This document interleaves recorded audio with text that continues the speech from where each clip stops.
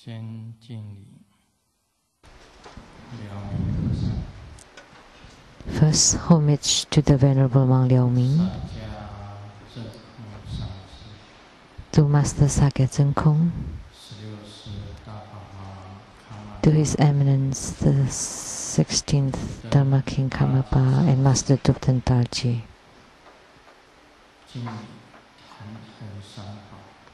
Homage to the three jewels of the altar. And homage to the main deity of Homa today, the Earth Mother Goddess.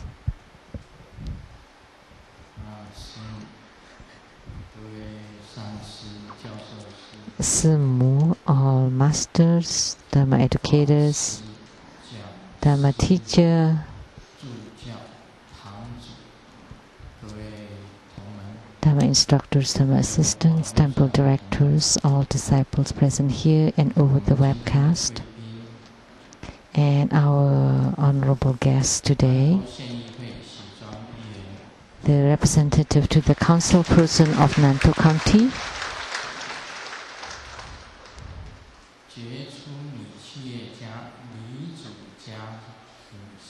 and a notable female entrepreneur, Miss Li,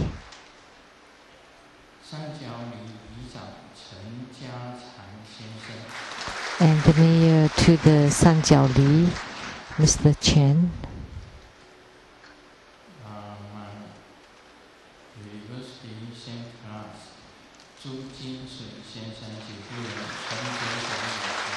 Mr. Zhu Jinsui and his wife, Miss Chen Zexia,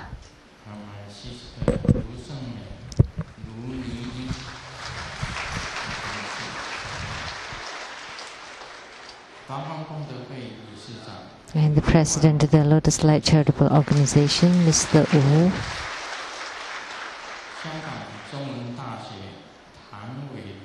and from Hong Kong Chinese University, Professor Pan,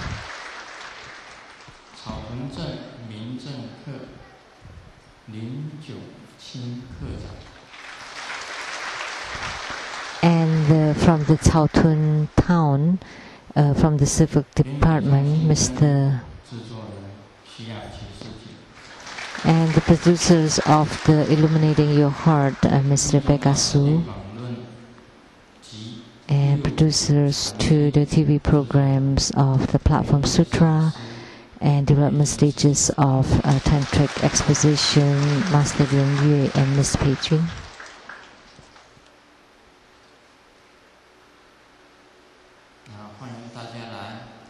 Welcome, everyone.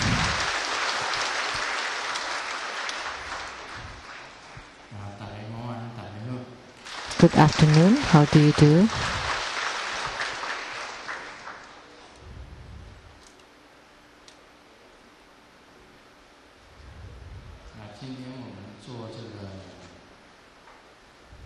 Today we had the Earth Mother Goddess, or the Earth Mother Bodhisattva Homa fire offering ceremony. In all religions, or all Buddhist or Tantric Buddhist school, this is the first time ever to have this Homa fire offering ceremony of the Earth Mother Goddess Bodhisattva. You may never heard of this Homa. However, the Earth Mother Goddess is one of the great bodhisattvas popular in Taiwan. And she's enshrined in many temples, but in Tibet or Tibetan Buddhism, she doesn't exist there. And also not in Japanese Tantrayana. So she's not revered there, but if you can find her there, perhaps that's a miracle. But in Taiwan's belief, the Earth Mother Goddess is considered one of great bodhisattvas.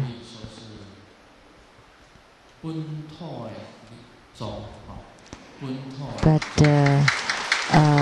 True Buddha School is a local tantric Buddhism, so we also review local, or we embrace local beliefs.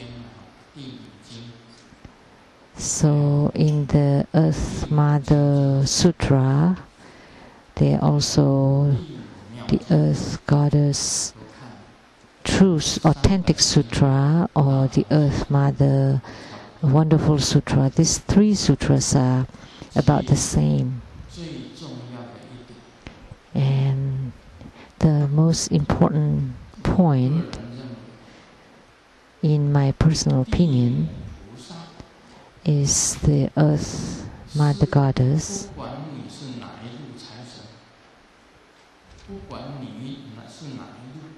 Doesn't matter which wealth deity you are, whether it's the five-directional wealth deity, or the five-star wealth deity, or the tantric wealth deity, or the heavenly wealth deity, the dragon king wealth deity, the mountain god wealth deity, the earth god wealth deity, the Ganapati wealth deity, or any wealth deity is considered as the wealth deity of this Earth Mother Goddess. So today that you registered for this Homa, you would receive great blessings.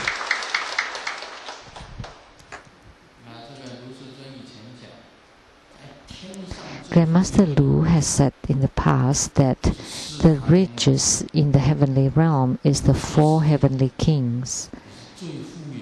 It is the Indra heaven. They are the richest. And the richest in the ocean is the Dragon King. Dragon King is the richest. And the richest on earth is the mountain god, and the earth, the Prithvi Deva, and the Jade Emperor. But you may not know that, including the four heavenly kings, they are at the middle of the Mount Sumeru. They belong to the Earth Mother, and the Dragon King, the Mountain God, the Earth God, the five-directional wealth deity, the five-star wealth deity, the Tibetan wealth deities, all the wealth deities,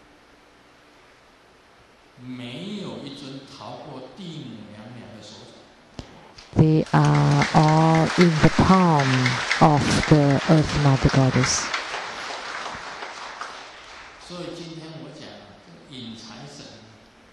So today I say, in inviting the wealth deity, the most important one is the Earth Mother Goddess, because she include all the earth and all the heavenly realms. So the Earth Mother Bodhisattva is truly great. How great? Just look at her spirit. Her right hand is holding the duster, and then the left hand is holding the 8 trigrams, and her feet are stepping on the great earth. So now I would like to ask, this image of the Earth Mother Goddess, where did it come from? The expert in creating images?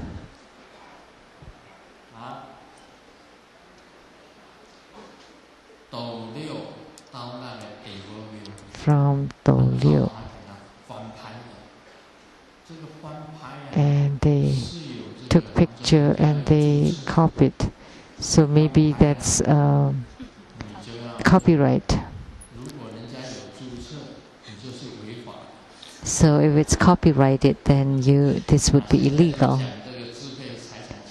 Because now we are talking about intellectual property that you cannot just copy as you like.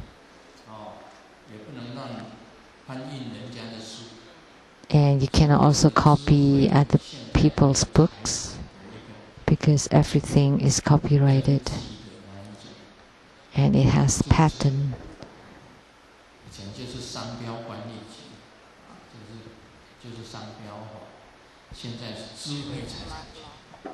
It's a trademark law in the past, and now it's intellectual property, and Fo Qing is an expert in this area. Lu Fo Qing.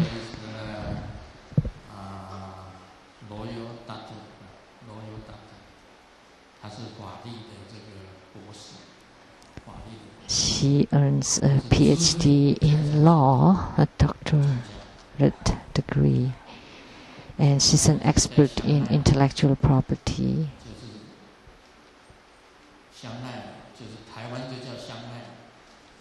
She worked in Chanel company, and I jokingly called her the Chanel's expert. She was the CEO of the Chanel in Switzerland. So that's why intellectual property is very important. So the Earth Mother Goddess that I know is her right hand is holding this divine duster, and her left hand is holding the trigram, and the left foot is stepping on the earth. But this image does not step on the earth, but she's probably on the surface of the earth. What does it mean that her foot is on the earth? That means the whole earth, the Mount Sumeru, the 4 great continents, the 8 small continents, the 7 merit oceans, and the 8 meritorious oceans all belong to her.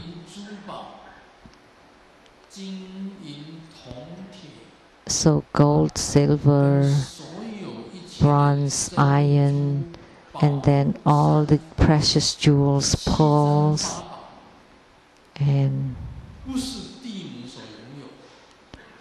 of all these items belong to the Earth Mother Goddess. So think about it, she should be the greatest wealth deity, including all these buildings, all the most expensive cars, all the items that you use, that you wear, food that you eat, your living abodes, they all came from the earth, which belong to the Earth Mother Goddess.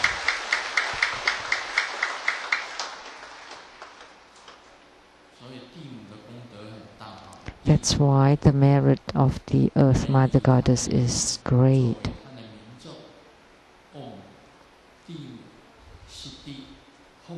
So this is the name mantra, her name mantra based on her name. Dimu means Earth Mother Goddess. And her mudra is the same to all the female deities like the Jinmu.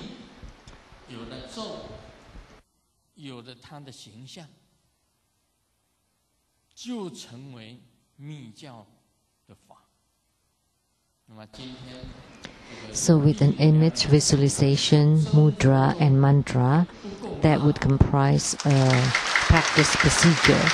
So this is the uncommon Dharma practice of True Buddha school, and she is considered the greatest wealth deity.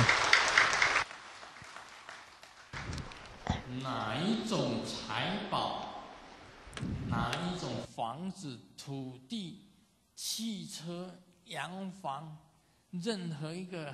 So of all the land, buildings, cars, all of these things came from the Earth Mother Goddess. 所以今天这个主起的蛮多的啊，可能是上个礼拜的影响。So the primary sponsors today are many, and they're very fortunate. So as long as you became the primary donors or sponsors for the Earth Mother Goddess, if your merit or blessing is 1, now would become 100. So here, let's pray to the Earth Mother Goddess that the primary sponsors and the registrants and participants today would receive the greatest wealth and blessings from the Earth Mother Goddess.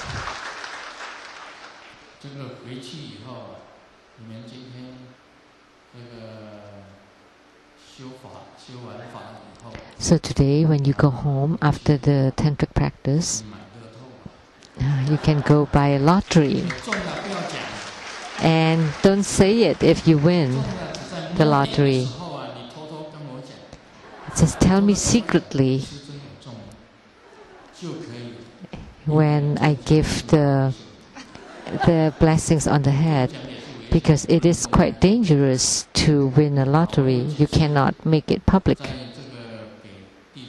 There were several times when I give blessings on the heads that my disciples told me secretly that they won lotteries. And then I said, I know, but don't tell, don't make it public. So really, so there are disciples who have won lotteries. So the Earth Mother Goddess is the greatest wealth deity. So you will win lotteries, definitely. So here I especially pray to Earth Mother Goddess that by the great Dharma power of Homa today, please bestow to the primary sponsors, to the registrants and participants, that all of us would have wealth.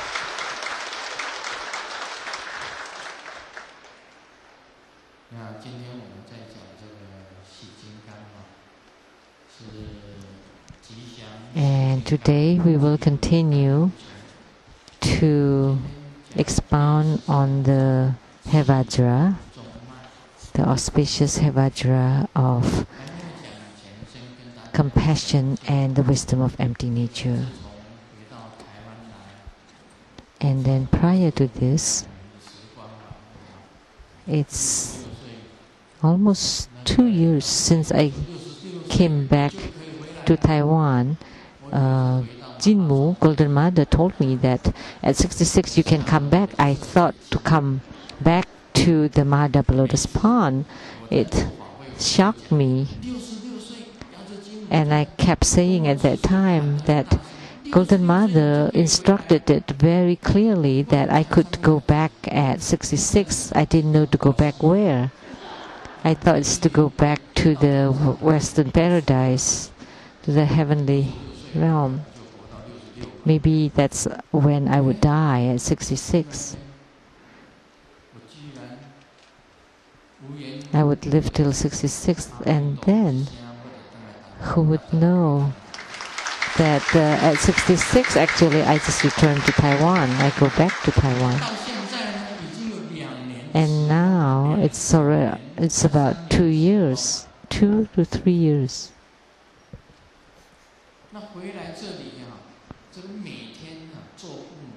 So after returning to Taiwan for the main deity for the Homa, every time it's a new deity, it's a different deity. I don't know how many now.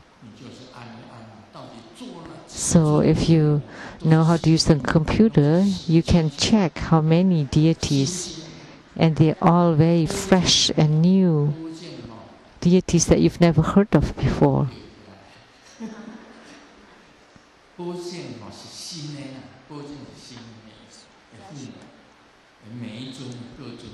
So they're fresh and new. Actually, that's not so good.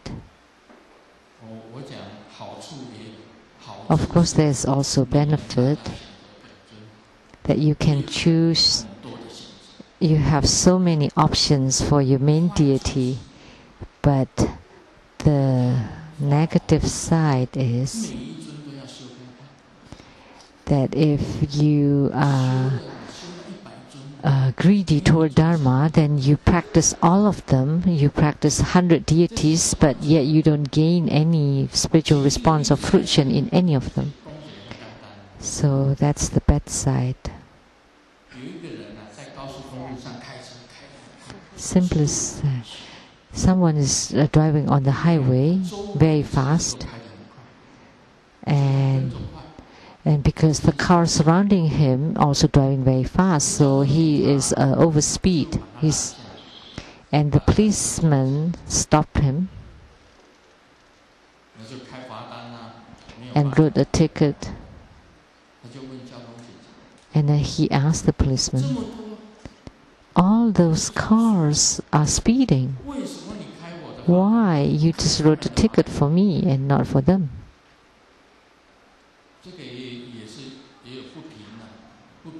It's unfair. All the cars are surrounding also drive very fast, and you didn't stop them, but I didn't drive as fast and you wrote a ticket for me. That's really unfair. And then the policeman wrote the ticket very slowly, take his time, and then give him the ticket, and then ask, have you fished before?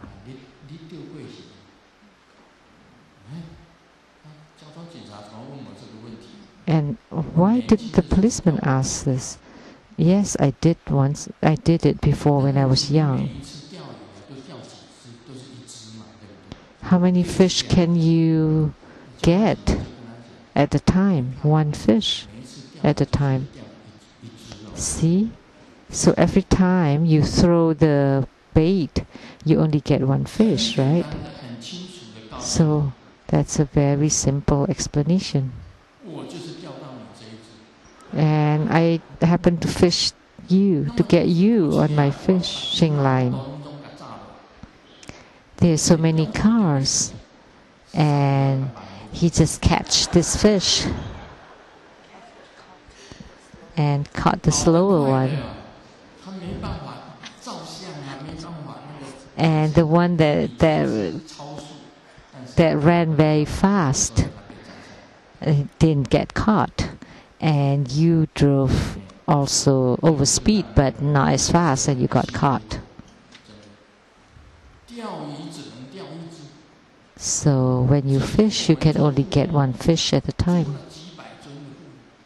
And for our homas, we have so many deities as the main deity, and you want to gain spiritual response with all of them?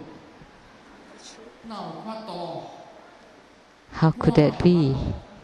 That's impossible. You want to gain spiritual response with one deity, and then you can invoke all the other deities. Then you can gain response with all of them. But you need to gain spiritual response with one deity first.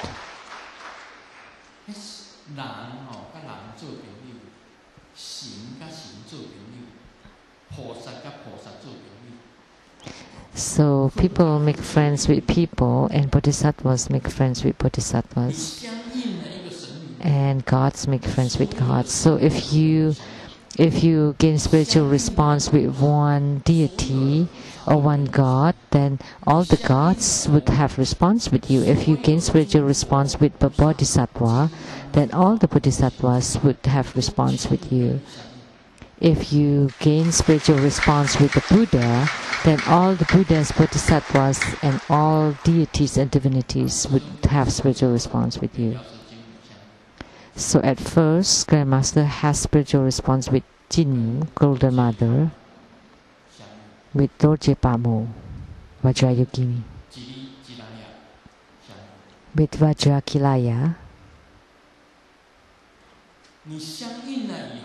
Once you gain spiritual response, then all the Herukas, all the Dharma protectors, and all the Buddhas, Bodhisattvas, Herukas, Dharma protectors, Dakinis, divinities, all would have spiritual response with you. And at that time, whatever you requested would be answered. So spiritual response means that they would respond to you. They would respond to you, and they're always alongside you. And then from that deity, and then you invoke all the other deities, then all the other deities would descend, would come. So as soon as I sat down, the Earth Mother Goddess immediately gave response. Why? Because of the Golden Mother, Yao Tzu Jinmu. So the female Bodhisattva, like the Prajna Buddha Mother, Dorje Pamo, Jinmu, Golden Mother, the Earth Mother Goddess. Once you have the female with the female deity, then all female deities are responses. And once you have spiritual response with the female deity, all the male deities,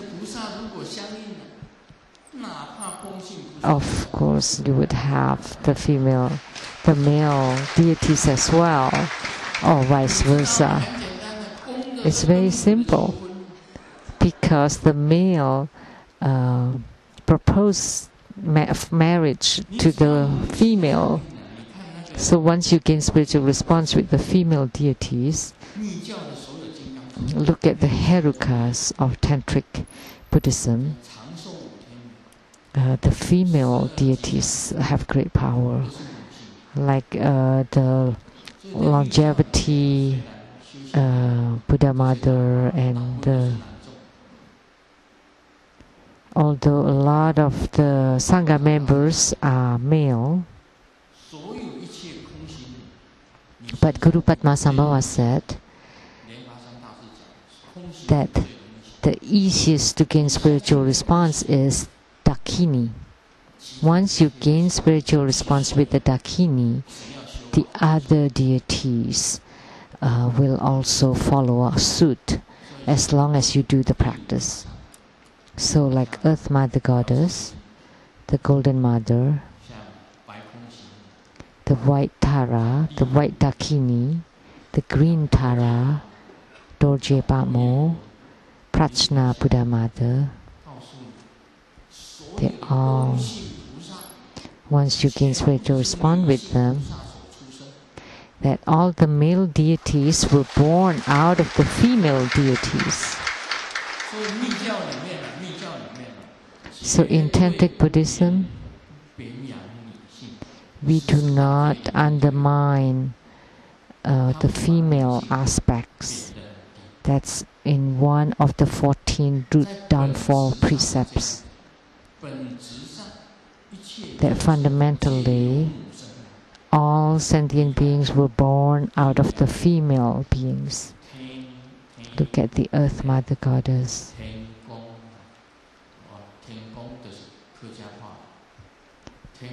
The Heavenly God, Lian. That's in Cantonese, in Hakkanese, in Taiwanese. So in the 8 trigrams, that's Qian, and that to represent heaven, and Kun to represent the earth. So we all respect the Heavenly God. Of course, we want to respect the Earth Mother Goddess too.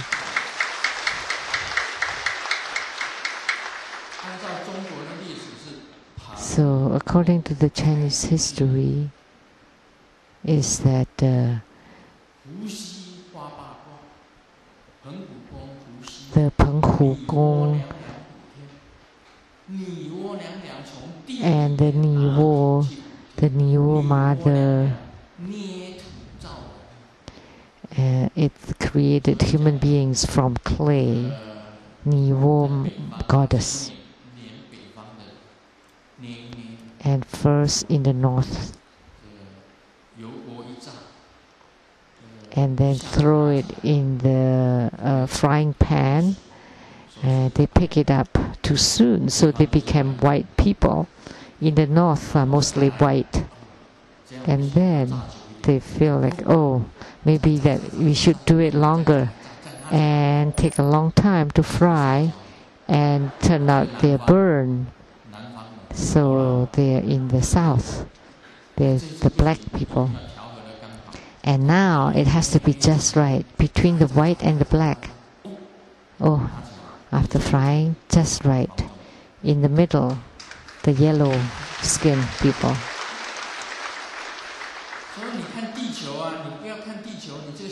So just look at this earth. Don't think the earth is small. There's science here. That in the north are the white and more civilized, and in the south are rather black and rather uncivilized, like in Africa. And in the middle kingdom is the yellow skinned people. And we are the best because we know to cultivate spiritually. And in the north belong to water, and fire belong to the south. And according to the history, in each of the wars that the north, between the north and the south, the north will always win, because their science, technology, military, medical science would be more advanced in the north. So in the civil war between North and South in America, the North won. I also live in the north part of the United States, in Seattle.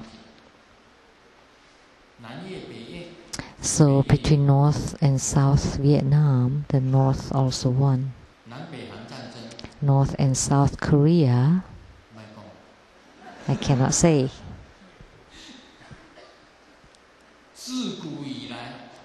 So ever since the ancient time, in the wars between North and South, the North will always win. It's very interesting. Just observe it. Like, look at China. When Beijing attacked Nanjing,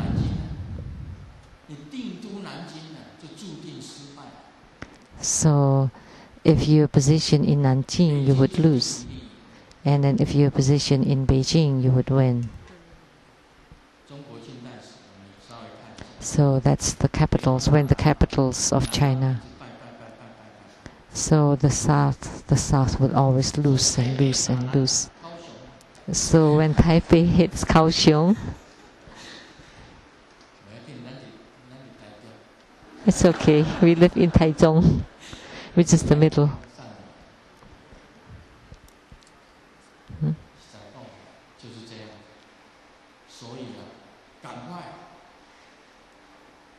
We won't say who will win. So if you win over Taipei, then you would win. We were talking about qi entering the central channel. How could we went into attention like that?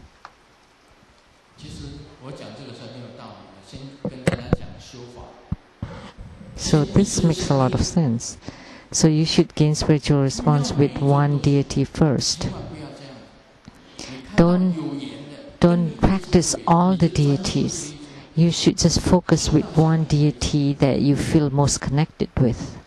until you gain spiritual response, and then you can start doing the practice of other deities. But with this deity, you should pray to her. Or once you gain spiritual response with deity, you should often pray to him or her, and then you can gain spiritual response with other deities. And in the Hevajra book, in my experience, when a yogi or practitioner receive the empowered by his guru and absorbed by his main deity and accompanied by his protector, what is most important is that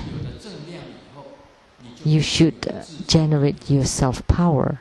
So first you rely on the power of the deities, but until you generate your own power, and you need to generate self-power.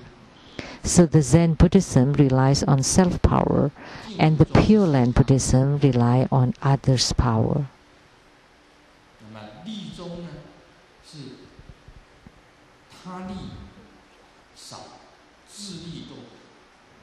And the Li Zong is the self-power is a little bit and the other's power is more, but Tantric Buddhism have both self and others' power. So, of all the different Buddhist sects, in Tantric Buddhism, you first rely on others' power, and then later on, you rely on self-power. And once you gain fruition, it becomes self-power. So once you gain spiritual response with the deity, the guru has given you the power of these blessings. And once you have spiritual response with the deity, then you're absorbed by the deity. And then the protectors around the main deity will also protect you. Then you would also gain the power of the protectors. So powers from the guru, from the main deity, and from the protectors. So lastly, you need to generate your own self-power. So you need to practice the inner practice, qi, and the light drop and the radiance.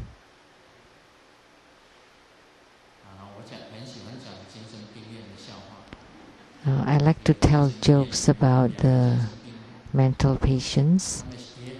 There are two of them that have agreed with each other to escape from the psychiatry. But there are many walls, 10 layers of walls to climb over. So these two patients climbed the first one, and then the second one, and then the 6 layers of wall. After the 6 layers of wall, so A asked B, "Are you tired?" And then B said, "It's okay, you're not so tired. Let's continue." So they continue to climb over more walls. So on the 9th walls, after 9 walls, and then A asked B again, "Are you tired?" And he said, "I'm tired. I've climbed over 9 walls." And then A told B, "Well, in that case, let's climb back."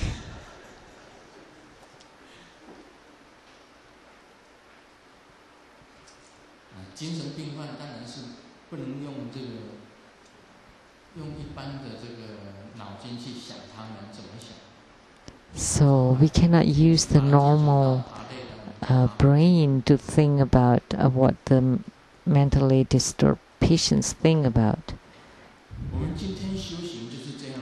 But in our spiritual cultivation, it's like that. You're almost there, and you almost gain spiritual response. You cannot stop and then find another deity. maybe I cannot gain spiritual response with this deity. You're tired and sick of it, then you start another one. Restart again. You should convict yourself to one deity and practice it until you gain spiritual response. Because once you gain the response, then you would gain response with other deities. So at first I gained response with Golden Mother, and Golden Mother helped me. And I said, what's there to help? I graduated from military school. What is it that you're helping me? And Golden Mother said, first,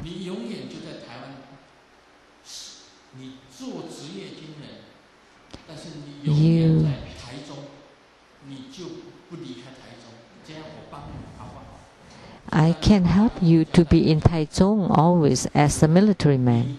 And I said, of course, as I was in Taichung, and to be in Taichung forever, that's fine. That's rather impossible because of the 30 in class, they were all being dispatched to different places, to Navy, Army, the Air Force, and all over the place. But Golden Mother told me that you stay in your field, which is in survey engineering, and stay in Taichung. And I thought, could that be true? And truly, 14 years I stayed in Taichung. That's rather impossible then. So, actually, after graduation from military school, you have to provide service for 14 years or 10 years.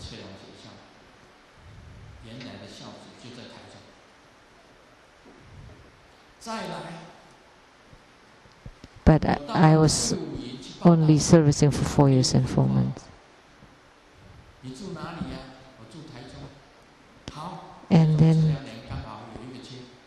And it turned out that the station, the Nanmen Qiao, the station required one survey engineer.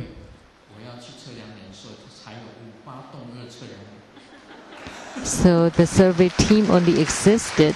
Now it doesn't exist anymore, but it only existed when I needed it at that time. At the Nanmen, the South Gate Bridge, survey team there. And the position open, just one position just for me.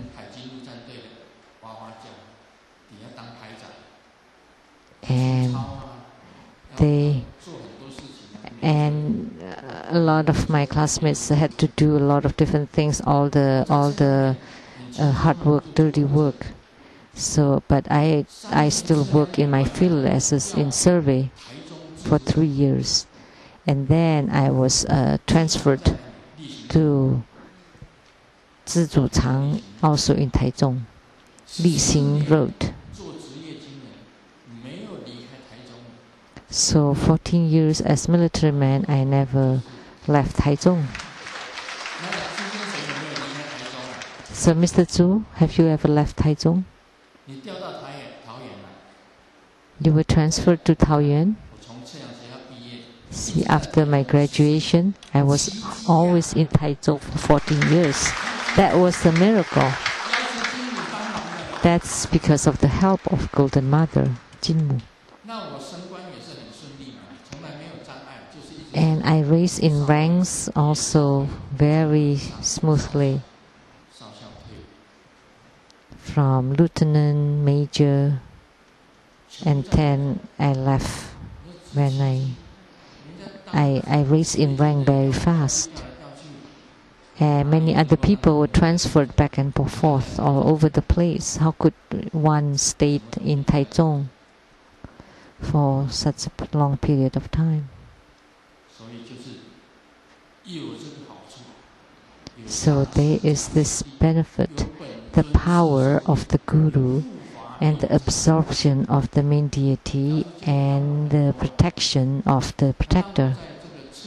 Golden Mother helped me a lot.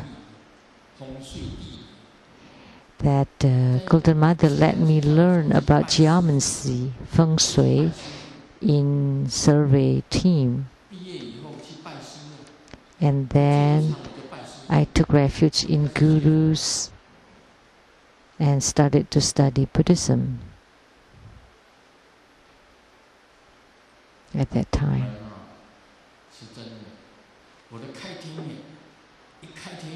So my opening the divine eyes, that was done by Golden Mother, and immediately I gained power, and immediately I could see the spirit world, the intangible ones. And with the foundation of the Dharma practice and with the help of the Golden Mother, I knew about my past lives, and then I started my work in salvaging and delivering sentient beings. So first, with the power of others, with the power of the deities, and then with my spiritual cultivation, I generate my self-power. And together. There was a grandma that passed away.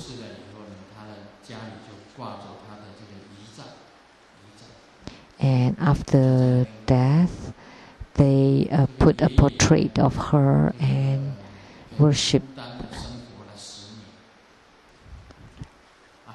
Oh, and the grandpa lived by himself for 10 years, and he missed her a lot.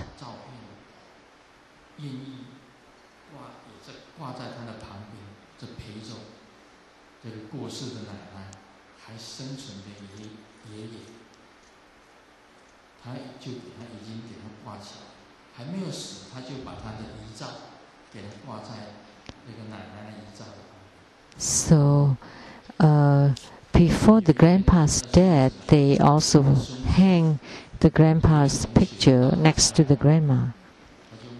And then one day, the classmate of the grandson visited the house and saw the pictures of the grandma and granddad. And are they both dead? And the grandson told the classmate, they're about death. Both of them. Yeah, about time. And at that time, the door to the room opened and the granddad came in. And the classmate was shocked, was pale.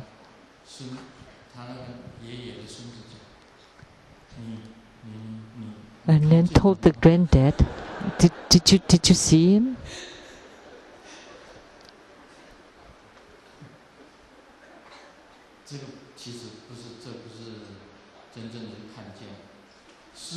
That's not a true seeing. The seeing that Grandmaster has is that Grandmaster can see Buddhas, Bodhisattvas, Guan Yin, Bodhisattva. Wow, her beauty and her majesty is incredible. Oh, it's impossible to describe. It's not something of the world. I saw Amitabha Buddha,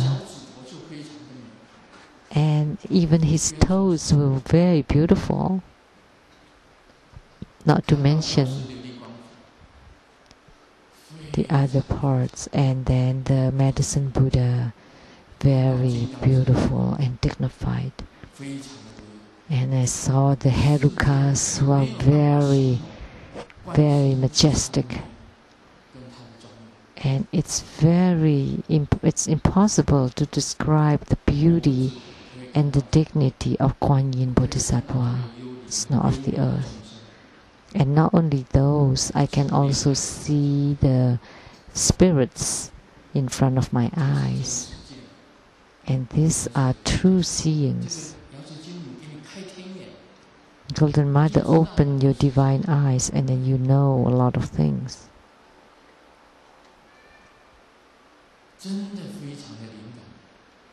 It's truly very responsive. So the power of spiritual response is that the other's power open or ignite, induce your self-power, the potential of your self-power, and then you generate self-power. That's the power of tantric practices. That's why in Tantric Buddhism we say you can attain direct Buddhahood in this lifetime. Immediately become a Buddha. That human beings, sentient beings, always have shortcomings. But the Buddhas and Bodhisattvas are truly perfect.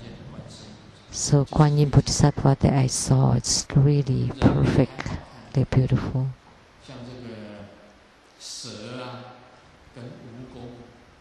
So snakes and scorpions look ugly. I don't like them. I mean, one time snake got married to a scorpion, and the snake always despised the scorpion.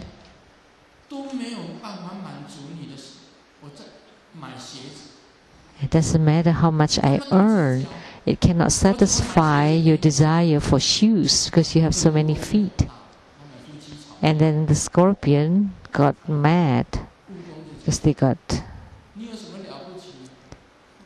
and he said, how about you? You're also no big deal, you have no limbs.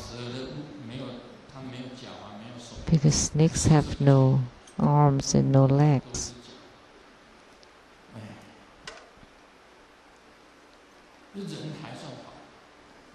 So human beings are still okay.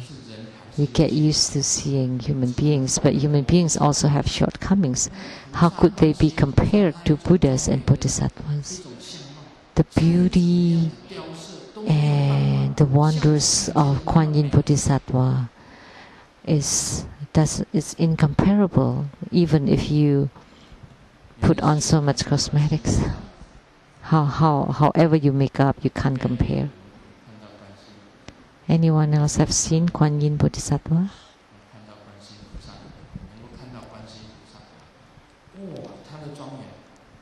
Oh, she's just truly wonderful. I can't describe it. That's all I can say. Oh my gosh.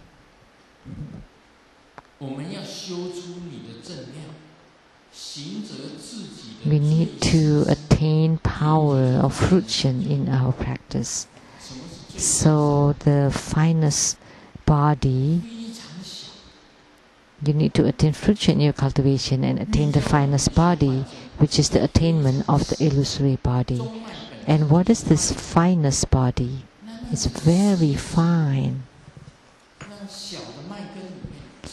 So the central channel is like a stalk of wheat, and inside that stalk there is this finest body, which is the illusory body. So you have to do the second level of inner practice in order to attain the illusory body. And the power of this attainment came from the self-power. That's based on the mind, the chi, the consciousness, and your energy, vital energy combined, based on visualization. But it's at first created with visualization, but gradually it would form an illusory body, which is other body, a different body. And the Taoist practice Wen Yang can also produce many illusory bodies. It's like a hen that's hatching eggs. That's like your other body.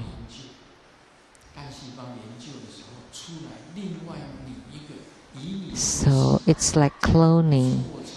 So you take a cell of you and then clone you, and that's in medical science. That would create something exactly like you, a clone.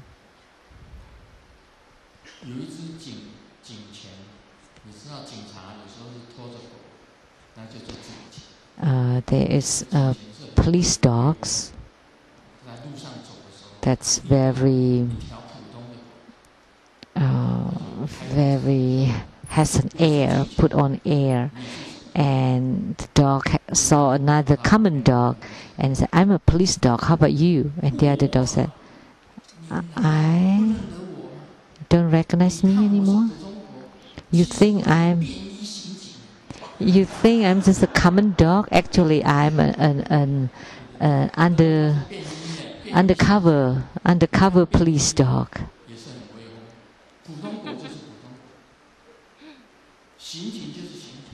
So a police dog is a police dog even when they are undercover. A common dog is a common dog.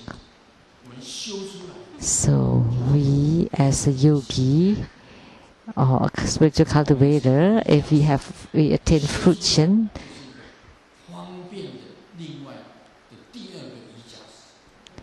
then we are like the undercover policeman.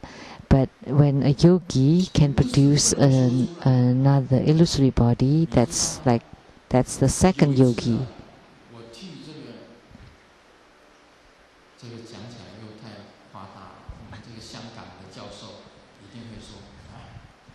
If I say this, maybe it sounds boastful. Maybe Professor Tam of Hong Kong would say that.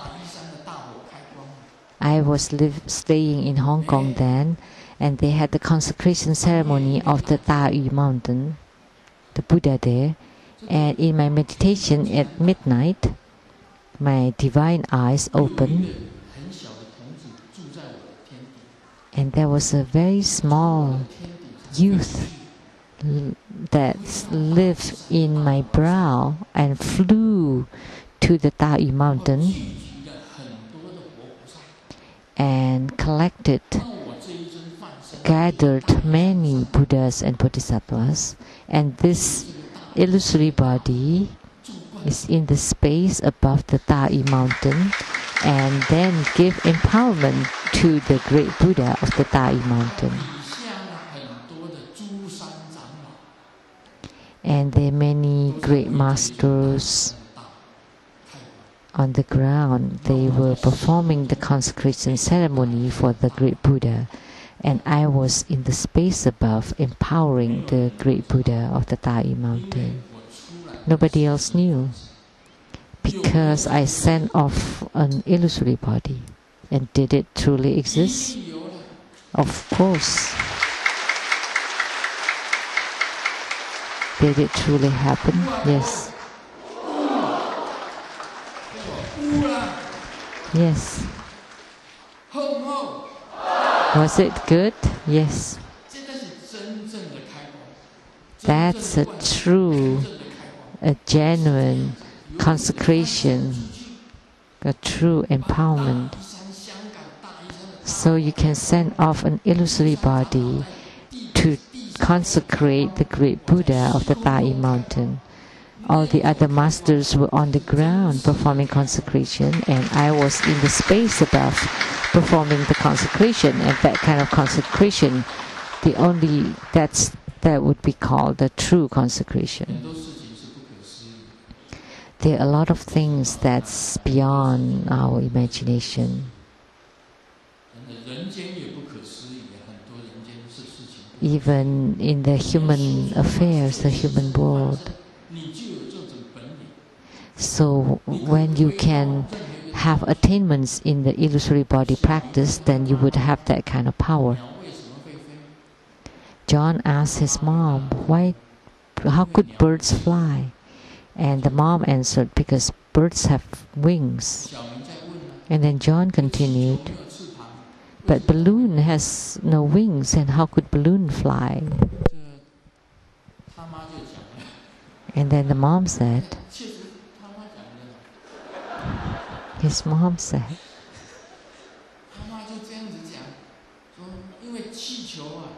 because balloons is lighter than the air. That's a good answer. And then John thought, how about planes heavier than the air? How could planes fly?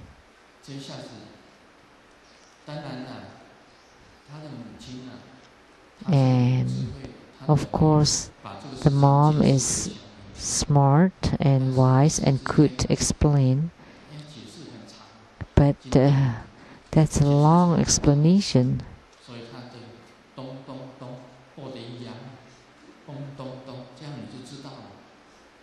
And so she's just like the puppet.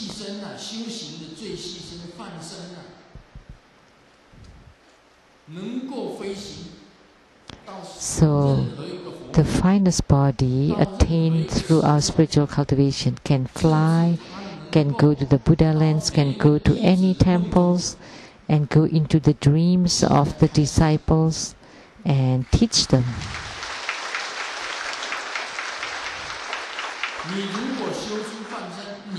Once you have attainment in the illusory body, you can go to the Buddha land to listen to the Dharma teaching of the Buddhas there, and then your Dharma would be the authentic Dharma. So if someone said that True Buddha school is a cult or a deviant practice, then I would be surprised, because Buddha Sakyamuni is always sleeping in a slanted position.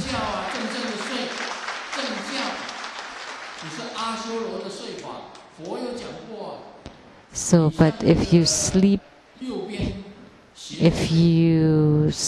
on your side toward right, that's the position of the Buddhas and Bodhisattvas. Toward left,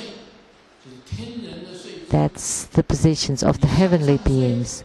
If you sleep on your back, then that's the position of Asuras.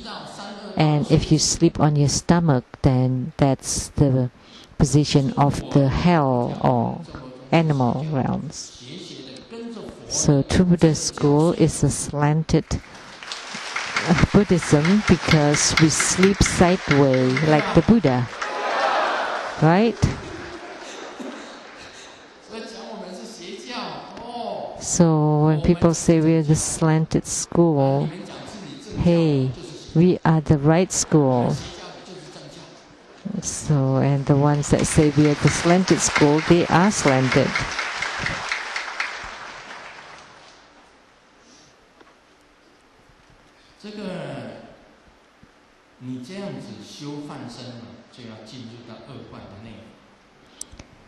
So in practicing the illusory body, you need to practice the inner fire. The inner practices, which is the second level empowerments.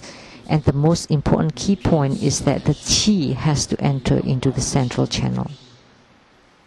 That in your breathing, you have to do a complete breathing. That from the two nostrils, the qi, the breath, enter into the left and right channels on into the dantian, the navel area. Most people breathe only to the lungs, but for yogi, the qi has to enter into dantian, which is 3 finger width below the navel area. Only this way the qi can enter into the central channel. Only this way you would have attainments in the inner fire, non-leaking, and light drop practices. So the most important key point here is that the qi enter into central channel. And you use the method of the treasure vase energy yoga and the Vajra chanting and then the 9-cycle Buddha breathing. That's all to build the foundation for this practice. That's the foundation for the inner fire, light drop, non-leaking practices, as well as the illusory body. So Qi has to enter into the central channel. That's the key point, very important key point. Because the left and right nostrils, and then through the two channels until entering into the central channel by the method of treasure waves energy yoga or the mantra chanting, Vajra chanting. And the 9 cycle Buddha breathing also to teach you this. So if you do it well, the 9 cycle Buddha breathing, if you do it well, then it's easy to have the Qi to enter into the central channel. So left channel, right channel, and central channel. And how the Qi to enter the central channel, using the pushing or using the total quiescence of meditation. Because the central channel exists through visualization. So illusory body too, first created with visualization, but gradually it would become real.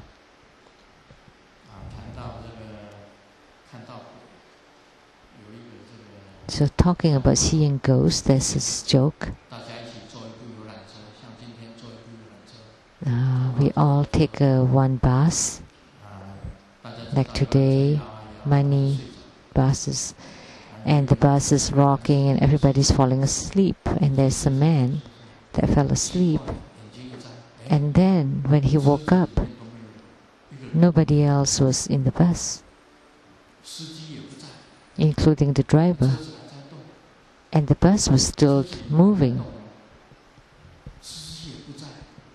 No driver, no other passengers. So, did you ever had this experience? You took a bus, you fell asleep. When you opened your eyes, nobody else was in the bus, and the bus was moving, still moving. Oh no, ghosts! And then on his window, someone knocked. What are you talking about? The bus broke and we were pushing the bus. So there were no ghosts.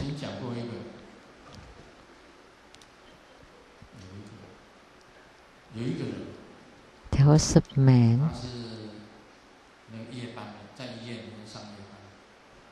that worked night in the hospital,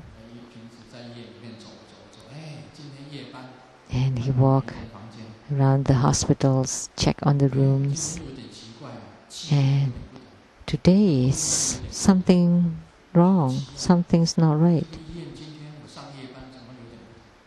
How come? What happened? And there were a few people in the room, and he went in and there were several doctors and several nurses playing poker.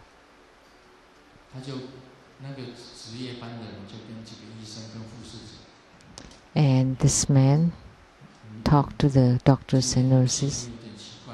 Something's not quite the same today. And then the doctor said, yeah, something is different. So what happened? What happened at the hospital?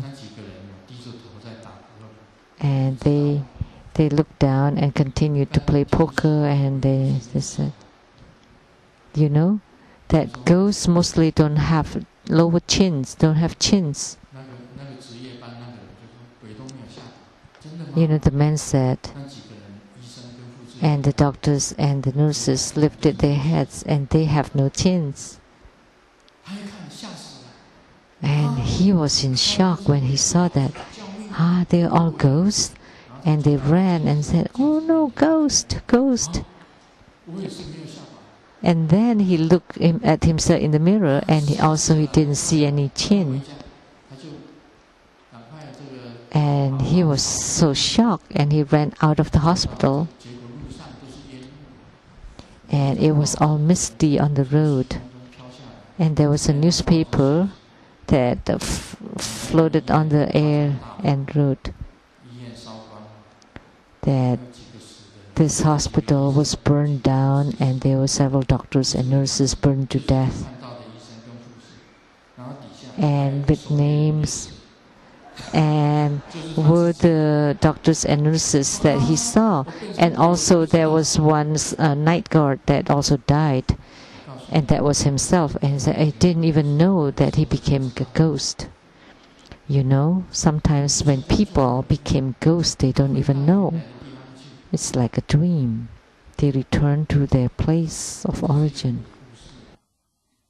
讲给大家听啊，这个鬼不一定没有下巴，我所看到的鬼都是有下巴。So that's a ghost story. 所以我只要听到哪一个大楼，哪一个房子， So, but the ghosts that I saw all have chains. 我说赶快要进来，因为我最喜欢鬼，我跟鬼做朋友，我不怕鬼，所以他在房子里面。So I'm not afraid of ghosts. If there's a house that had someone committed suicide or jumped off the buildings and they couldn't sell it, and tell me, then I can buy it at a cheap price. Especially if the one committed suicide is young, and it's better, even better if it's a woman, and a beautiful one when they were still alive, because the illusory body that's created would be the same, as beautiful and as young. So I befriend ghosts. You know, the place I live in has one that jumped off the building, but that was a male ghost, not a female one.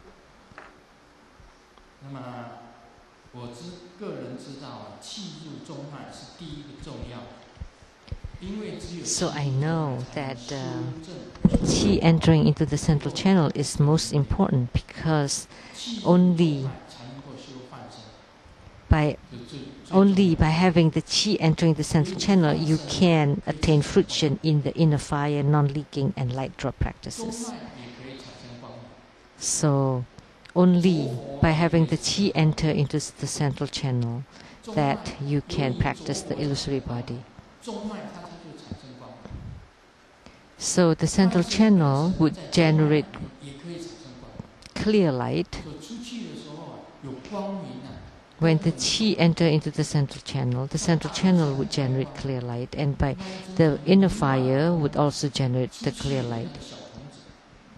So the illusory body, like that youth from the brow point, that illusory body is always accompanied by radiance that can attract all the Buddhas, Bodhisattvas, and protectors.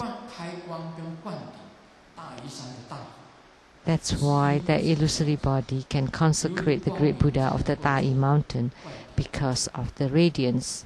Then you can do the empowerment. So only by having the qi entering the central channel, you can practice the clear light.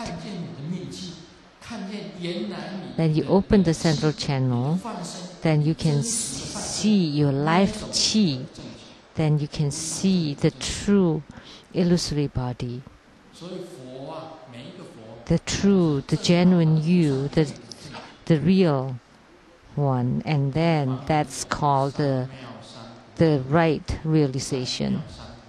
That's called the Samyak Sambodhi. That's the perfect and ultimate enlightenment. In order to attain Buddhahood, you need wisdom. First is wisdom, and second is merit. You need to have the wisdom to do the practice, and you have the merits to help all sentient beings. So this dual practice of wisdom and merits. So if you only have wisdom but you have no merits or blessings, then you only attain arhatship. But if you have both, then you attain Buddhahood above and you help sentient beings below. So you need to have both the merits and wisdom. You cannot lack either one. So how do you gain merits? You have to generate bodhicitta and help other beings. Only then you would gain merits. And how do you gain wisdom? You need to find the true guru to teach you Dharma. And by the wisdom of the Dharma you cultivate spiritually, then you would attain a true wisdom that's called the Buddha's wisdom. And you need both of them to attain Buddhahood. That's all for today.